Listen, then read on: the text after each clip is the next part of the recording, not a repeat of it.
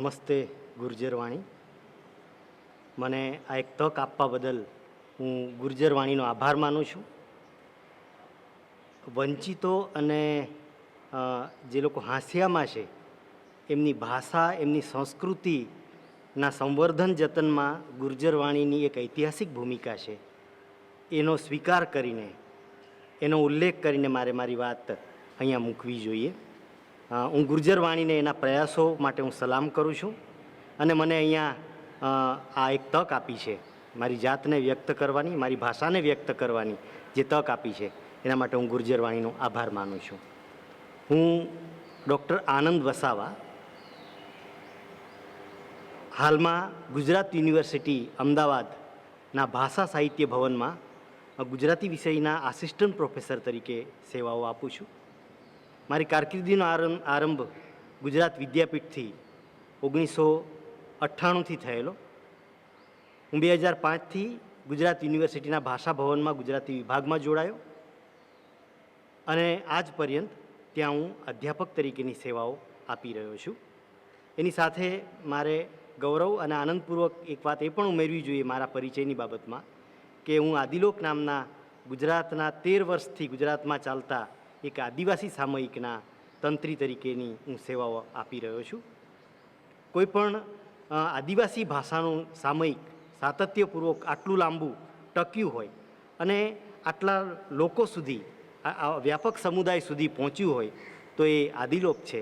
અને એ આદિલોક સામયિકના તંત્રી બનવાનું સદભાગ્ય મળ્યું છે એ મારા જીવનનું સૌથી મોટું સદભાગ્ય છે. તો આ મારો એક ટૂંકો પરિચય. એની સાથે મારે મારા ગામ, મારા વતનની પણ વાત કરવી જોઈએ. મારું મૂળ વતન તો ઝઘડિયા તાલુકાનું વખતપરા ગામ, પણ હમણાં અમે સ્થાયી થયા છીએ દક્ષિણ ગુજરાતના માંગરોળ તાલુકાના ઝંખવાવ ગામમાં. આ ઝંખવાવ એ આદિવાસી વિસ્તાર છે અને ત્યાં મોટે ભાગે મુખ્યત્વે વસાવા, ચૌધરી અને ગામિત એ વિસ્તારમાં આદિવાસીઓ વસે છે. હું વસાવા સમુદાયમાંથી આવું છું. વસાવા મારી માતૃભાષા છે. આમ તો વસાવીના બોલી ભેદો છે, મુખ્ય 4 બોલી ભેદો છે. ખટાલી, કઠાલી પણ કહેવામાં આવે છે, આંબુડી, દેહવાલી અને માથપાડી. મારા પિતાની માતૃભાષા કઠાલી છે, જે ઝઘડિયા, વખતપરા, તલોદરાની આસપાસના ગામોમાં અને રાજપીપળાની આસપાસના કેટલાક ગામોમાં બોલાય છે.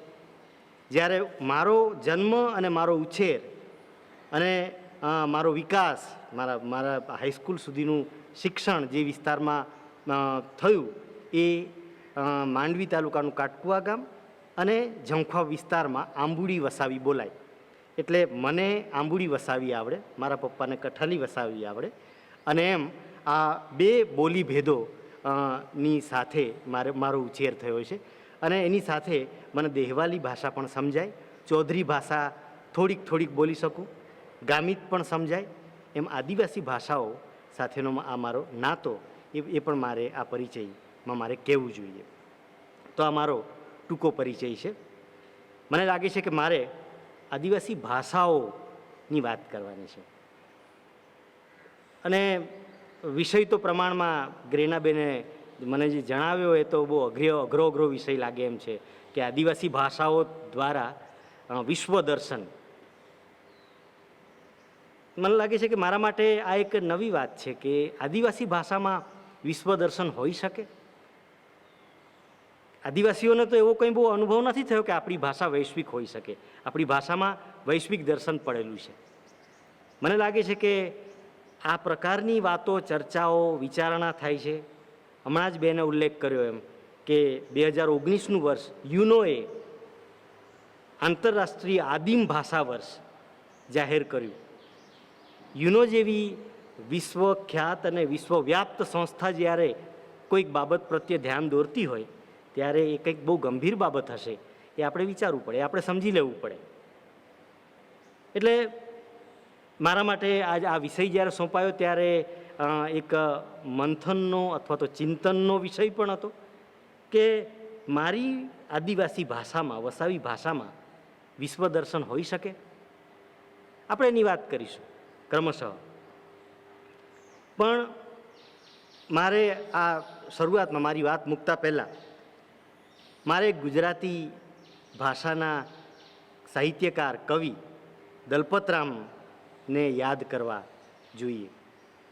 એમણે વડોદરાના રાજા ખંડેરાવ ગાયકવાડ સામે ગુજરાતી ભાષાની વકીલાત કરેલી. આ એ જમાનો હતો કે જ્યારે કોઈ ભાષાનો પક્ષ લે, કોઈ ભાષાની વાત મૂકે રાજા સમક્ષ, એ પહેલી ઘટના હતી કે ભાષાને બચાવો. આ છેક 19મી સદીના આરંભની વાત છે. રૂડી ગુજરાતી વાણી રાણીનો વકીલ છું. ગુજરાતી વાણી રાણીના વકીલ દલપતરામ એને વકીલાત કરેલી કે મારી ગુજરાતીને નું સંવર્ધન થાય, મારી ગુજરાતીનો ઉત્કર્ષ થાય એવું કંઈક રાજા તમે કરો. અને એ જમાનો હતો કે ત્યારે આ રાજાઓ આવા સાંસ્કૃતિક અભિગમને અનુસરતા હતા. સાંસ્કૃતિક કોઈક અપેક્ષાઓ લઈને આવે તો એને ધ્યાનથી સાંભળતા હતા. અને રાજા ખંડેરાવે એનો હકારાત્મક જવાબ આપેલો. અને આપણે જોઈએ છીએ કે દલપતરામે રૂડી રાણી, ગુજરાતી રાણીનું સંવર્ધન કરવામાં પોતાની એક નિર્ણાયક ભૂમિકા ભજવી. હું એટલા માટે દલપતરામને યાદ કરું છું કે હવે આદિવાસીઓએ પણ પોતાની રૂડી રાણી, પોતાની ભાષાઓ બાબતે કંઈક વિચારવું પડશે, એના વકીલ થવું પડશે, એના સંવાહક બનવું પડશે, એની સાથે જોડાવવું પડશે. ખબર નહીં શું થયું છે, પણ આ વિશ્વનો ઇતિહાસ છે કે કેટલીક ભાષાઓ એ ક્રમશઃ લુપ્ત થઈ છે. અને આજના સમયમાં તો વ્યાપકપણે લુપ્ત થઈ છે. આજનો સમય વૈશ્વિકરણનો સમય છે, બજારવાદનો સમય છે, મૂડીવાદનો સમય છે. અને વિશ્વ આખું આજે કોઈક દીવાનખાનામાં સીમિત થઈ ચૂક્યું છે. હજુ આગળ વધીને કહેવું હોય તો હવે તો મહામારીઓ પણ વૈશ્વિક આવે છે. ત્યારે માણસ કેવી રીતે ગ્રામ પ્રદેશ પૂરતો, એક જાતિ પૂરતો, એક ભાષા પૂરતો મર્યાદિત રહી જાય. એટલે આ વૈશ્વિકરણના કેટલાક અનિવાર્ય હકારાત્મક પરિણામો છે, તો એની સાથે વૈશ્વિકરણે કેટલીક પ્રાદેશિકતાને, કેટલીક ક્ષેત્રીય વિશેષતાઓને સીમિત કરી નાખી, ગ્રસી નાખી છે. એ વૈશ્વિકરણ કંઈક અંશે આ પ્રકારના સીમિત અને પ્રાદેશિક સમાજો અને એની સંસ્કૃતિઓને ઓહિયા કરી ગયું છે એમ કહીએ તો પણ ચાલે. એટલે જ ભાષાઓનો ઇતિહાસ જોઈએ ત્યારે ચિંતા થાય એવી પરિસ્થિતિ છે. આપણે ભાષાનો વિચાર કરીએ ત્યારે આપણે સમજવું જોઈએ કે ભાષા એક સામાજિક સંસ્થા છે. એનાથી આગળ વધીને ભાષા એ કોઈ પણ સમાજ કે પ્રદેશનું, કોઈક જાતિ વિશેષનું એ દિમાગ છે. અંગ્રેજીમાં કહીએ તો એ માઇન્ડ છે.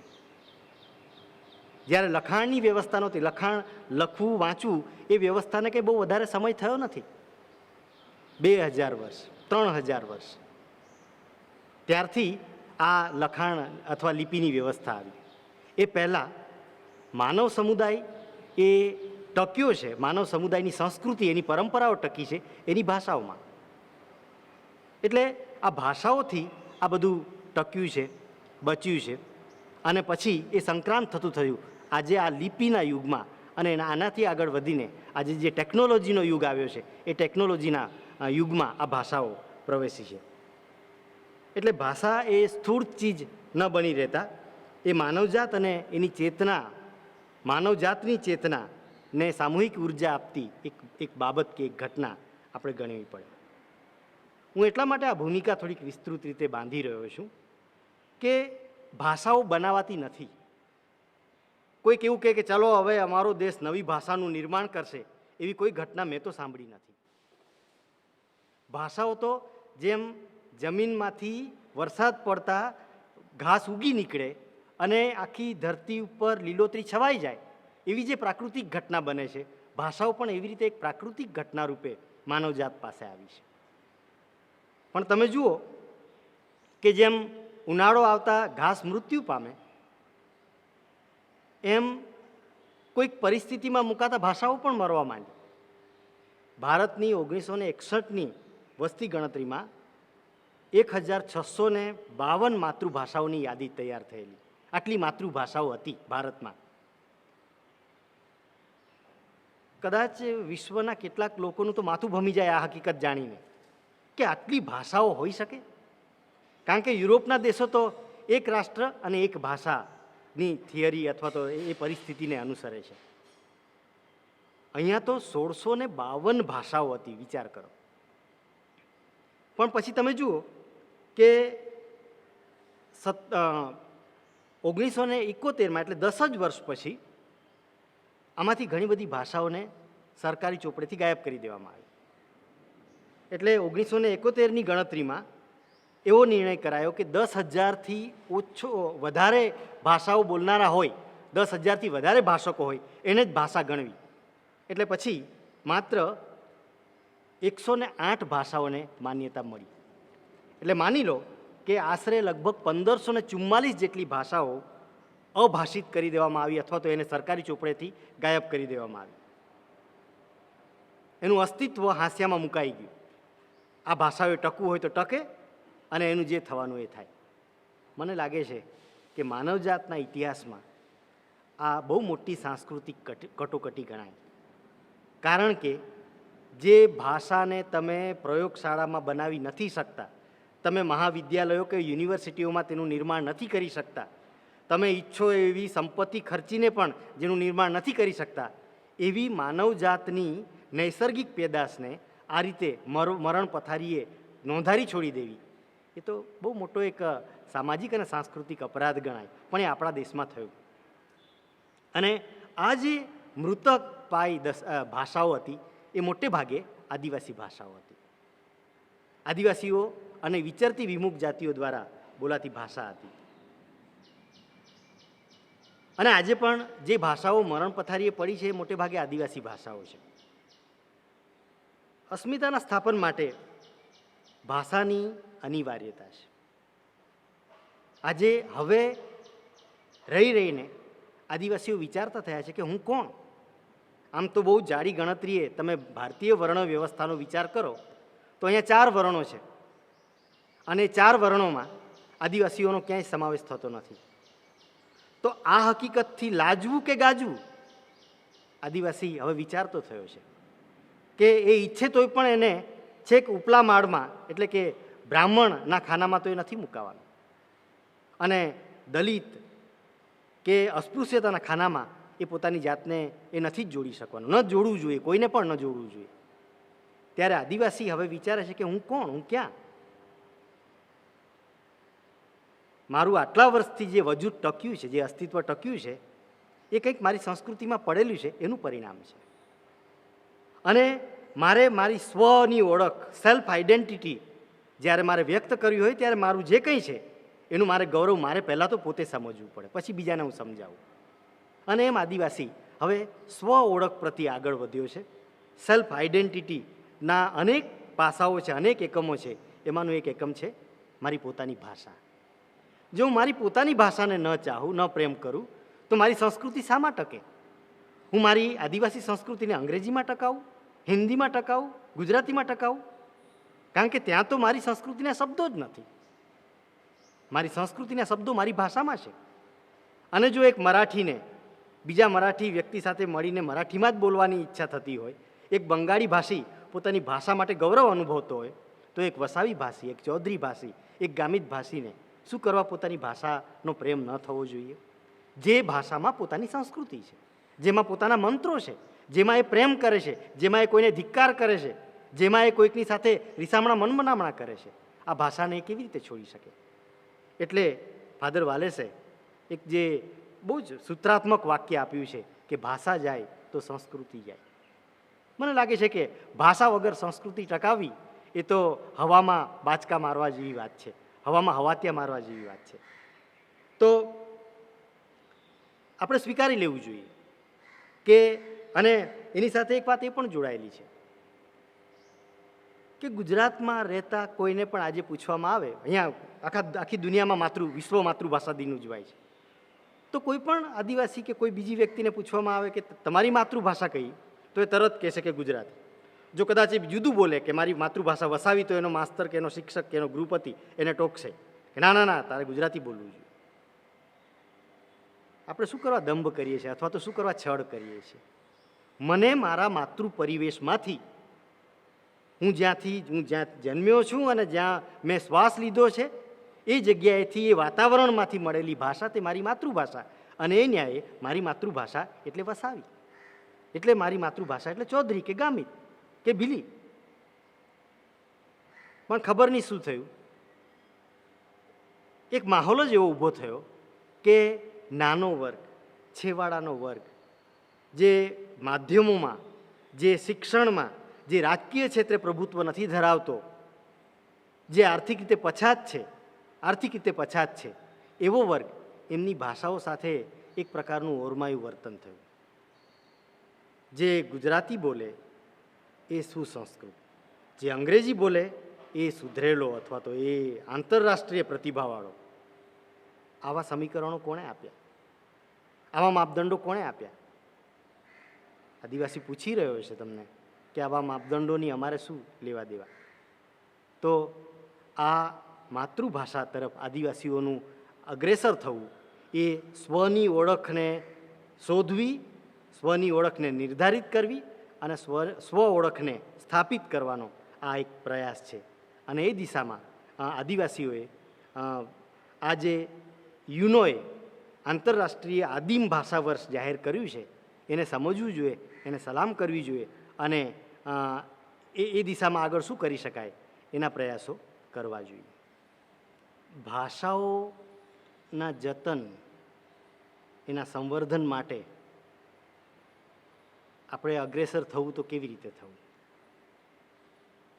મને યાદ છે કે હું છાત્રાલયમાં ભણતો હતો ત્યારે અમારા ગૃહપતિ, જે સામાન્ય રીતે બ્રધરો હતા અને પછી ફાધરો પણ હતા, એ લોકો એક ફરજ પાડતા હતા બોર્ડિંગમાં કે તમારે વસાવી નથી બોલવાની, ગુજરાતી બોલો.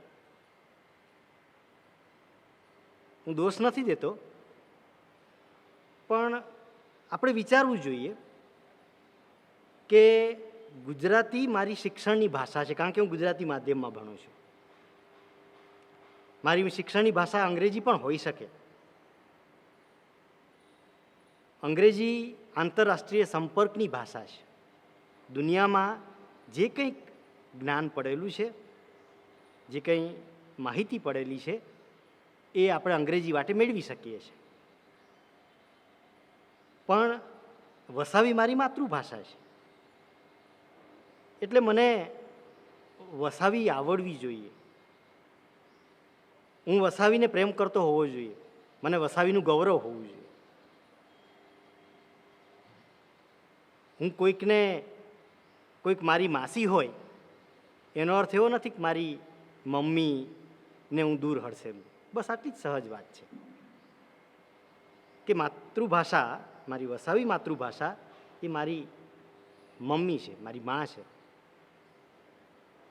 અને એટલે હું ગુજરાતી પર પ્રભુત્વ મેળવું, હું અંગ્રેજી શીખું, કારણ કે આજના આ 21મી સદીના વૈશ્વિકરણના યુગમાં એની અત્યંત જરૂર છે. એ જરૂરિયાત છે, એ અનિવાર્યતા છે. પણ એનો અર્થ એ નથી કે હું માતૃભાષાને ભૂલી જાઉં, એનાથી દૂર ભાગું.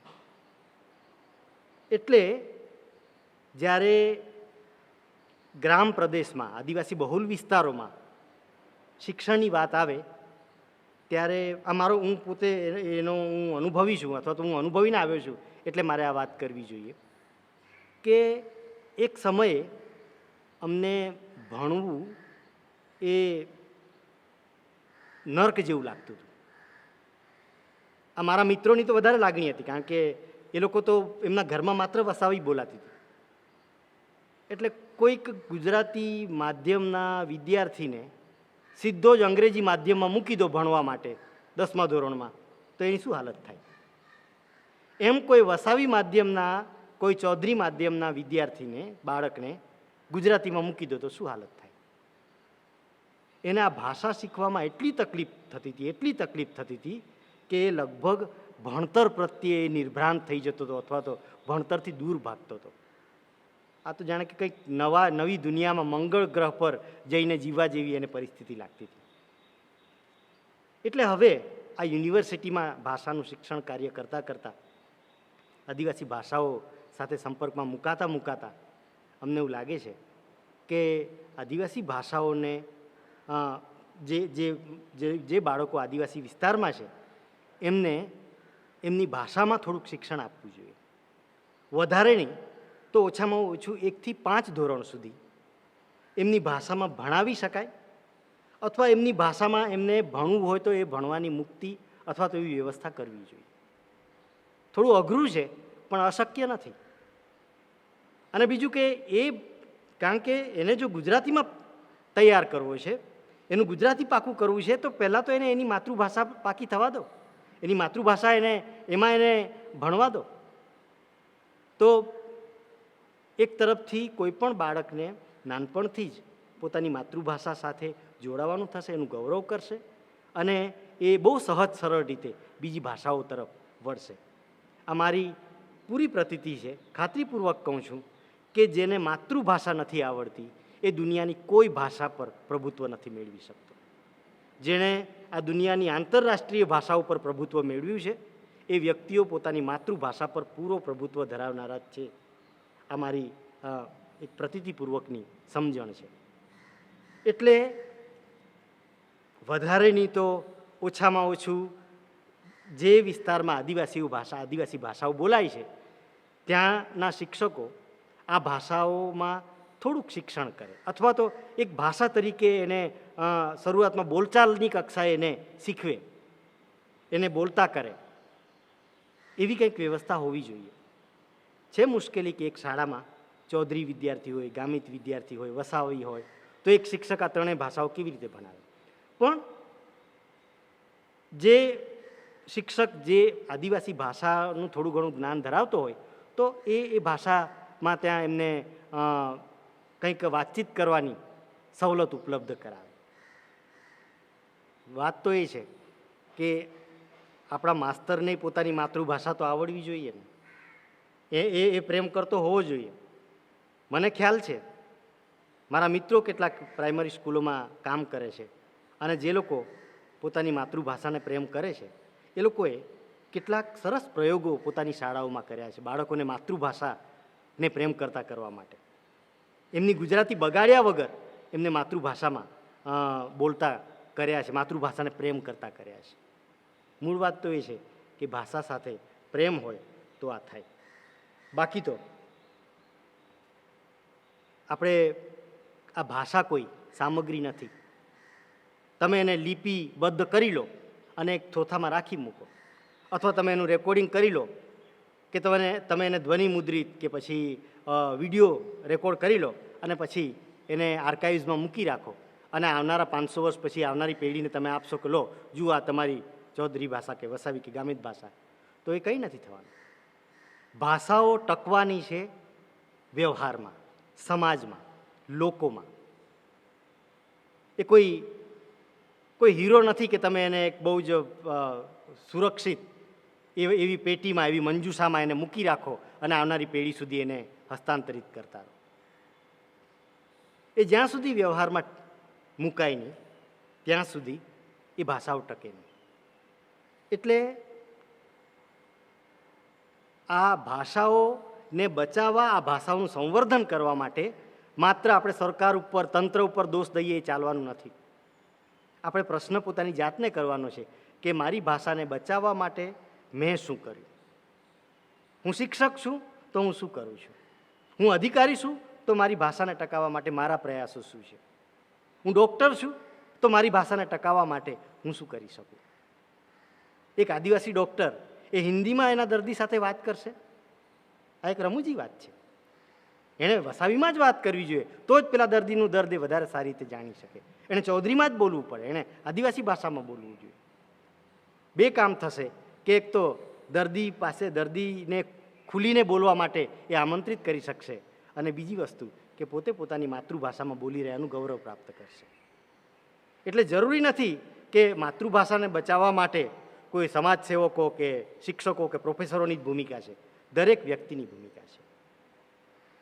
આ માતૃભાષા એ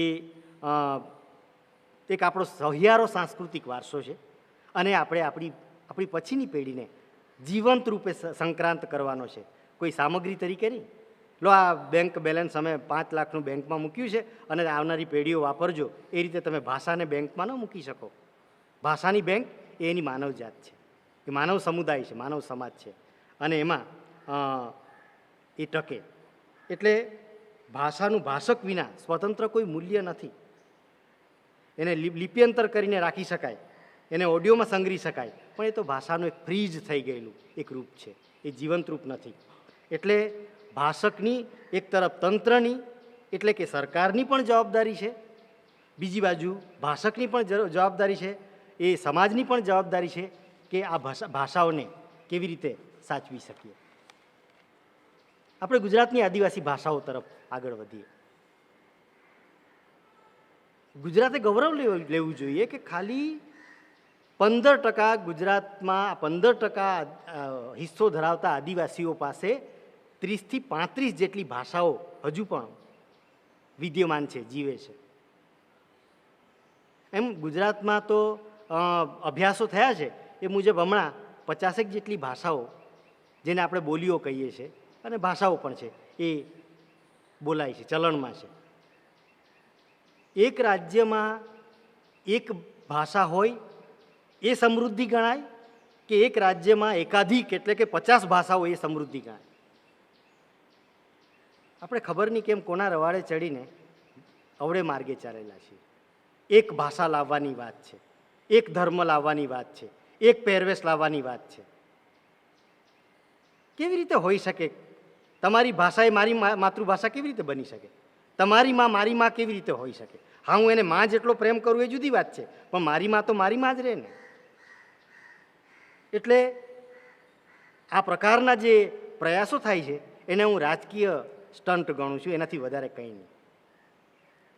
અને આ સાંસ્કૃતિકરણની પ્રક્રિયા છે જે કેટલાકે પોતાનું પ્રભુત્વ ઊભું કરવું છે, કેટલાકની પોતાની આગવી ઓળખ, સમાજમાં જે સાંસ્કૃતિક વૈવિધ્ય છે એને તોડી ફોડીને એક જ ઓળખમાં, એક જ ધર્મની ઓળખમાં બાંધી લેવા છે. એમના આ પ્રયાસો છે અને એ પ્રયાસોને જાણી લેવા પડે. એટલે પણ આપણે માતૃભાષા પ્રત્યે આગળ વધવું જોઈએ. તો તમે જુઓ, હું હમણાં જ કહેતો હતો એમ કે 30-35 આદિવાસી ભાષાઓ, ચૌધરી, વસાવી, ગામિત, કુકણા, ડાંગી, રાઠવી, પંચમહાલી ભીલી, ગરાસિયા, માવચી, કોલઘા, કોટવાલિયા.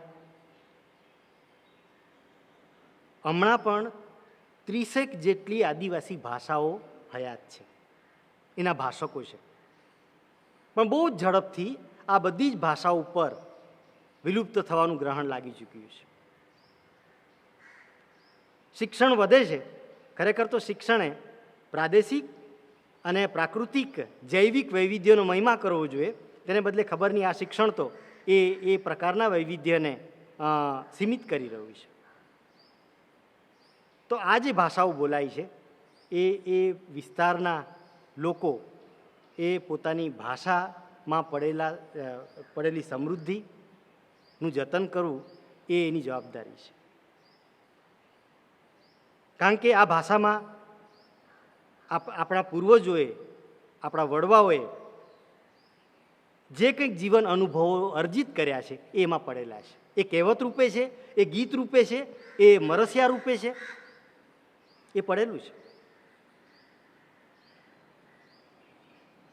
કોઈક પ્રાણી મરી જાય અને એ ગાય કે ભેંસની માલિકણ રડે, એ તમને આદિવાસી સમાજમાંથી મળશે. એ રડવું એ ભાષાની અભિવ્યક્તિ છે, માત્ર રુદન નથી. તમે વસાવા ચૌધરી સમાજના કન્યા વિદાયનો પ્રસંગ જુઓ તો ત્યાં કન્યા એ ભાષામાં રડે છે, શબ્દમાં રડે છે, એના પોતાના બાળપણના અનુભવો લાવે છે, એને પોતાની કાકી સાથેના, ભાભી સાથેના સંબંધોને એ ભાષામાં વણીને એ રડે છે. એને વસાવી ભાષામાં નાડી રડવી એવું કહેવાય છે, એટલે કે કન્યા રડે. આ એક રિવાજ હતો, આ એક પરંપરા હતી. તમને કઈ ભાષામાં આ મળશે? માણસ મરી જાય તો કુટુંબનું માણસ રડે. સભ્ય સમાજમાં તો રુદાલી લાવવામાં આવે, પ્રોફેશનલ રડવાવાળી લાવવામાં આવે. પણ પોતાના ઘરની ગાય મરી જાય અને પેલી એ ગાય સાથેના સ્મરણો કહેતી જઈને રડે, એ તમને ગુજરાતી કે અંગ્રેજીમાં ન જ મળે, એ વસાવી કે ચૌધરીમાં જ મળે. અને જો વસાવી કે ચૌધરી મરી જાય તો આ પરંપરા એ પણ એ લુપ્ત થઈ જાય. મારે કહેવું છે એ આ છે, લગ્ન એ દરેક સમાજનો, દરેક સમુદાયનો પોતાનો આગવો રિવાજ અને આગવી પરંપરા છે. અને એ લગ્ન ગીતોમાં કઈ ભાવના વ્યક્ત થઈ છે, એ મરસિયામાં કઈ ભાવના વ્યક્ત થઈ છે, આ બધું પડેલું છે. એક માતૃભાષાની પોતાની એક મીઠાશ છે. તમને વસાવી ભાષાની એક કન્યાની ભાવના વ્યક્ત કરતી એકાદ બે પંક્તિ મને યાદ છે, એ હું ગાન દ્વારા તમારી સામે મૂકું. ખેત જાત ન્યા નોંદ પૂજાહી, શોભી રે તેનો બેનાવા, શોભી રે તેનો તો જે આંગણો, શોભી રે તેનો બેનાવા. ખેત જાત ન્યા નોંદ પૂજાહી, શોભી રે તેનો બેનાવા. ખેતરે જતા હતા નણંદ અને ભાભી, શોભી રહેતું હતું બહેન, શોભી રહેતું હતું તારું આંગણું તારા હોવાથી, શોભી રહેતું હતું બેની. આવી કંઈક વાત એ વસાવીમાં મુકાઈ છે. તો આવા કેટલા બધા ગીતો એ આદિવાસી ભાષાઓમાં છે. અરે તમને આશ્ચર્ય થશે કે આદિવાસી ભાષાઓમાં મહાકાવ્યો છે. ભગવાનદાસ પટેલે જે ઉત્તર ગુજરાતની ના ડુંગરી ગરાસિયાઓનું લોક સાહિત્યનું સંપાદન કર્યું છે, એમાં લાંબી લાંબી લોક વાર્તાઓ છે, મહાકાવ્યો છે. ગુજરાતીને પોતાનું કોઈ મહાકાવ્ય નથી, સંસ્કૃતમાં મહાકાવ્ય છે. તો એ નક્કી કરો કે મહાકાવ્ય જેમાં વિદ્યમાન છે એ ભાષા સક્ષમ કે મહાકાવ્ય વગરની ભાષા સક્ષમ. હજુ આદિવાસી ભાષાઓમાં આવી તો લાંબી લાંબી કેટલી બધી કથાઓ લુપ્ત થઈ ચૂકી છે. આ ભાષાઓનું પોતાનું એક વ્યાકરણ છે. કદાચ બોલીનું વ્યાકરણ ન હોય પણ ભાષાઓનું હોય. ગુજરાતની આદિવાસી ભાષાઓના સદભાગ્યે લગભગ 5 ભાષાઓના વ્યાકરણો લખાઈ ચૂક્યા છે. વસાવી ભાષાનું વ્યાકરણ, ચૌધરી ભાષાનું વ્યાકરણ, ગામિત ભાષાનું વ્યાકરણ, ડાંગી ભાષાનું વ્યાકરણ, આ બધા વ્યાકરણ ગ્રંથો, અને હમણાં લખાઈ રહ્યું છે વારલી ભાષાનું વ્યાકરણ. આ વ્યાકરણ ગ્રંથો ફાધર રેમન્ડ ચૌહાણે તૈયાર કર્યા છે. કોઈક ભાષાનું પોતાનું વ્યાકરણ હોય એનો અર્થ એ છે કે એ ભાષાનું પોતાનું એક આંતરિક વ્યાકરણગત માળખું છે. એ બોલી નથી, એ કોઈ ઉપબોલી નથી. અને આ ભાષાઓના પોતાના વ્યાકરણો છે. ફાધર રેમન્ડે તો એક ભૂમિકા રચી આપી છે આદિવાસી ભાષકોને. એમાં ક્ષતિઓ હશે, એમાં મર્યાદાઓ હશે, પણ હવે આ એક ચેલેન્જ છે, એક પડકાર ફેંક્યો છે કે આ ભાષાઓના વ્યાકરણો એ આદિવાસી ભાષકો તમે તૈયાર કરો. એના કહેવત સંગ્રહો તમે તૈયાર કરો, એની કહેવત કથાઓ તમે તૈયાર કરો, એના જોડણી કોષો તમે, એના શબ્દકોષો તમે તૈયાર કરો. કારણ કે આ ભાષાને ટકાવવાની, ભાષાને બચાવવાની વાત છે. અને એનાથી આગળ વધીને આ ભાષાઓ એટલી સક્ષમ છે કે ગામિત ભાષામાં ટાગોરની ગીતાંજલિને પણ અવતરિત કરવામાં આવી છે. ટાગોરની ગીતાંજલિ વસાવીમાં લાવી શકાય, વારલીમાં લાવી શકાય, કુકણામાં લાવી શકાય, ધોળિયામાં લાવી શકાય? આ પ્રશ્ન છે, આ ચેલેન્જ છે. અને આદિવાસી ભાષકો તમારે આ ચેલેન્જને ઉપાડી લેવાની છે. હું અન્યત્ર આદિવાસી વિસ્તારમાં જાઉં અને લોકો સાથે, નાગરિકો, આદિવાસી ભાઈ બહેનો સાથે સંપર્ક કરું, ચર્ચા કરું, ત્યારે પૂછતા હોય છે કે બધું બરાબર, પણ આપણી નવી પેઢીને હવે આદિવાસી ભાષાઓમાં આદિવાસી સંસ્કૃતિમાં રસ નથી. મને એવું લાગે છે કે તમે ખોટા નથી, બરાબર છે, તમારી વાત પણ સાચી છે. હું પણ પોતે એ પેઢીનો બાપ છું. મારા સંતાનો પણ એ ઉંમરના થયા છે કે મારા માટે પણ આ ચિંતાનો વિષય છે. પણ મને એવું લાગે છે કે આપણે યુવાનો ઉપર આ બધો દોષનો ટોપલો ઢોળવા કરતાં હું વયસ્ક પેઢીને પૂછવા માંગુ છું કે તમને રસ છે તમારી ભાષામાં, તમારી સંસ્કૃતિ તમને તમે ચાહો છો?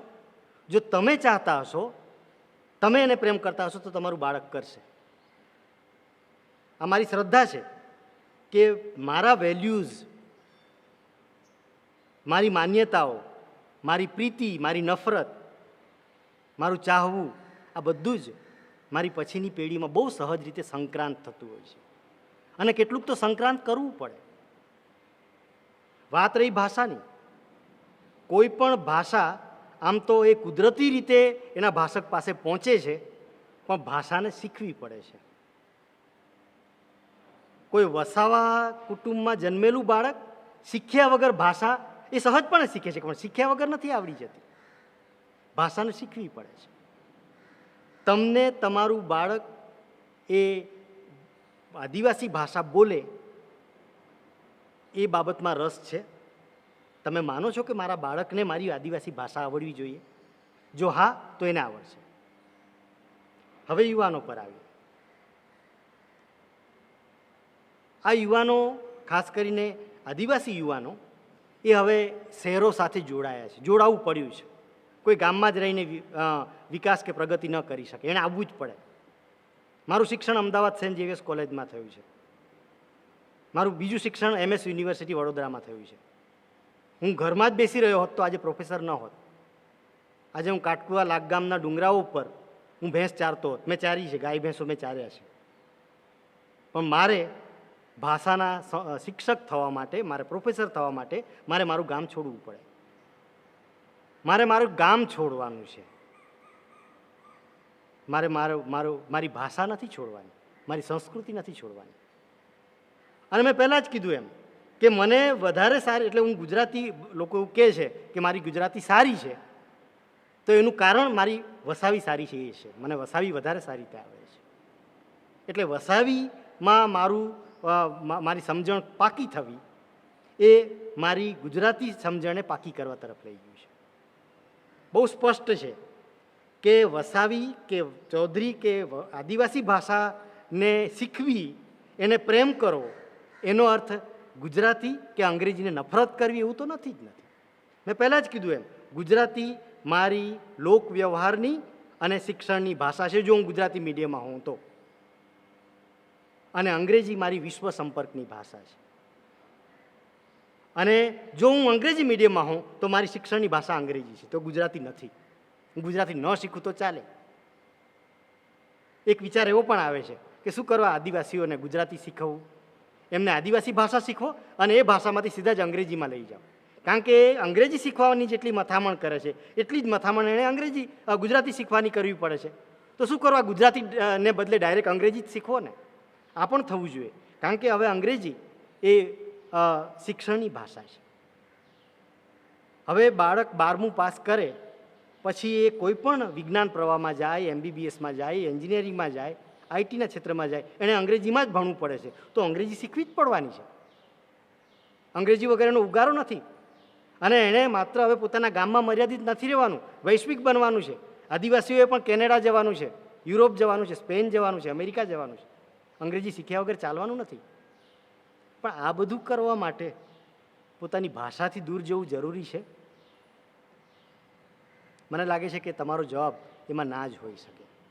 શું કરી શકીએ આજના યુવાઓને આ ભાષાઓ પાસે લઈ જવા માટે?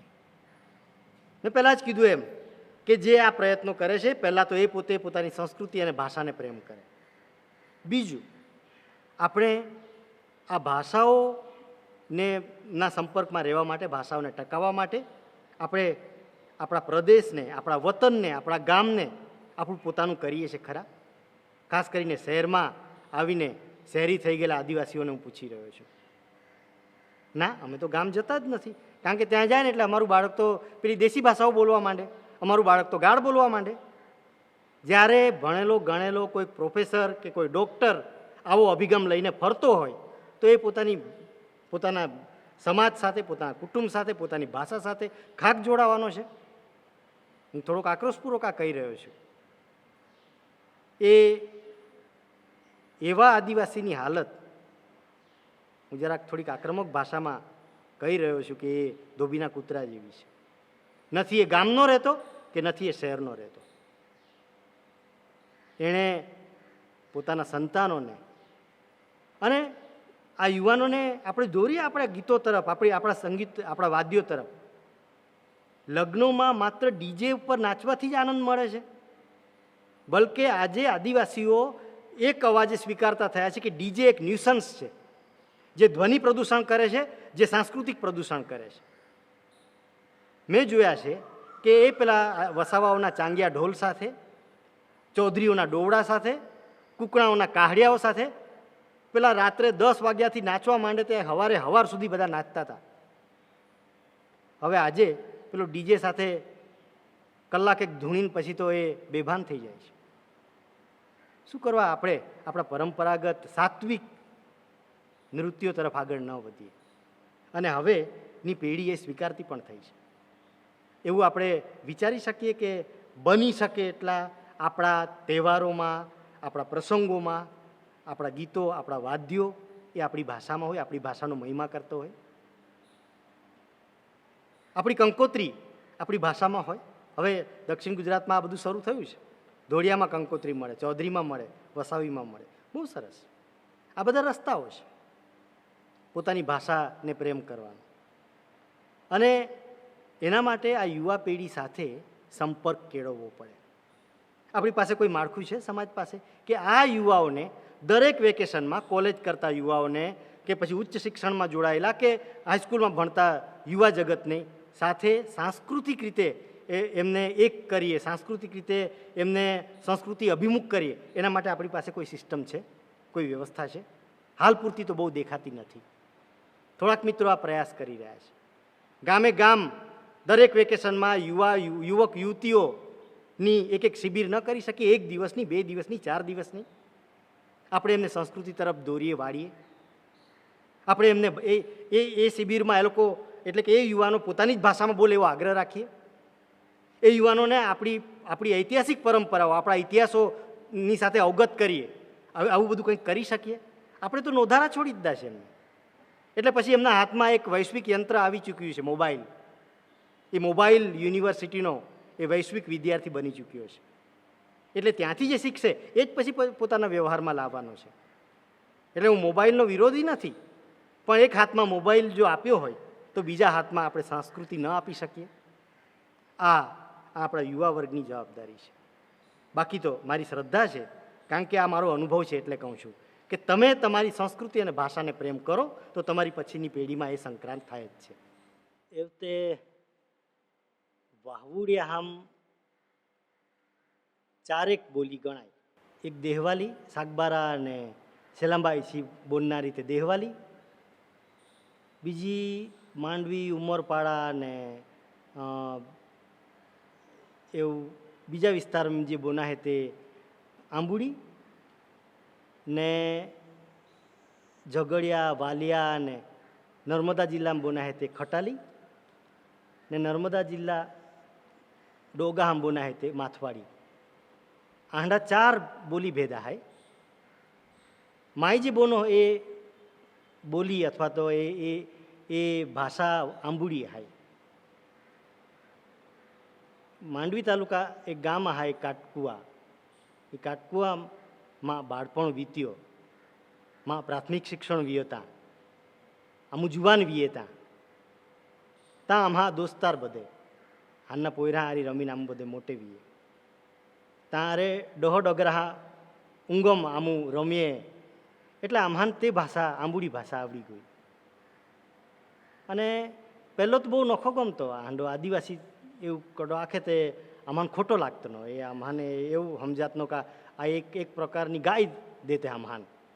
પણ હવે આમ્હાન સમજાયો, આમું માનતે વીએ का आ एक આપણો સંસ્કૃતિ आहे અને માય પ્રેમ કહો માં આંબુડી ભાષાને માત્ર ભાષાને પ્રેમ ના કહો તું એ ભાષા જે બોલનારે હાય એ બોલનાર હાન માય પ્રેમ કહો અહીંયા જે સંસ્કૃતિ અહીંયા માય પ્રેમ કહો કારણ કે માં એક પ્રકારની એક જાતની અહીંયા એક આત્મીયતા ઊભી રહે લગભગ 20 વર્ષે વીએ આ ભાષા એકદમ બોન્યા કોના એક પ્રેક્ટિસ છૂટી ગઈ પણ આજે બી ગામ જાઓ થા એ ગામચા હારી વસાવી મુજ બોનો ને બહુ મજા આવે